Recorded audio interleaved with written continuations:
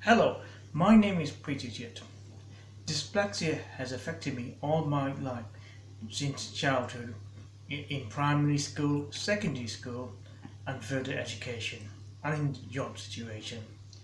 I was officially diagnosed with dyspraxia during my days of primary and secondary school education. It all started in the 1980s, early 80s, when I was going to primary school, and one day I fell asleep.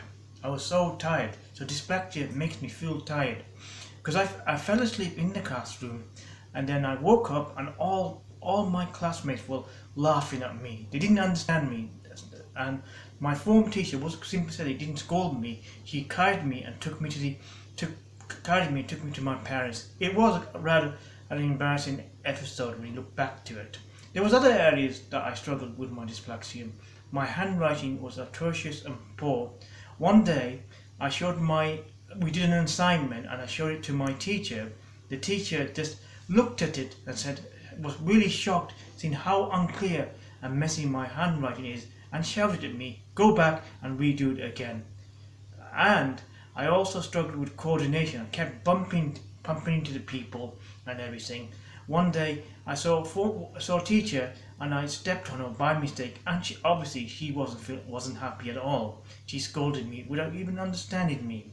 And there was other problems as well, struggling in contact sports, and I was also socially isolated. So one day I was sitting next to the wall. I was seeing all the other people playing contact sports, doing their own activities, talking to each other, while I was alone, feeling left out. I was weeping a little bit. I was in tears, and the situation did not improve in secondary school, where I continued to struggle academically, and the support for my dyspraxia was lacking.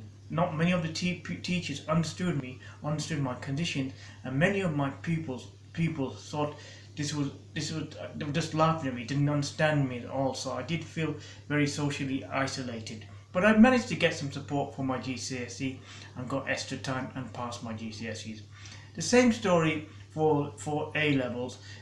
When I did my A levels, I just struggled to just transition to the education, and just wasn't interpreting the questions properly, writing irrelevant answers, handwriting was poor, struggling to make friends.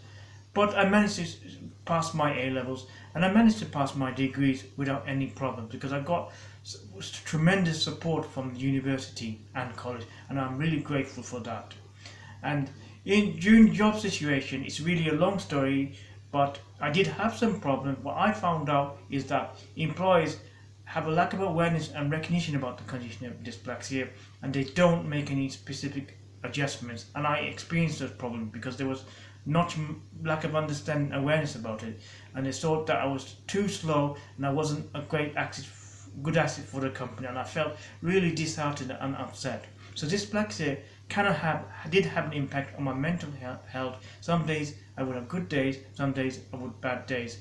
But now I've worked very hard to overcome my dyspraxia, as I work for a great charity where I'm doing tremendous work for dyspraxic individuals and other disadvantaged groups of young people. And as a dyspraxic person, I am very creative, and I have a feeling of empathy. So dyspraxia does have positive qualities.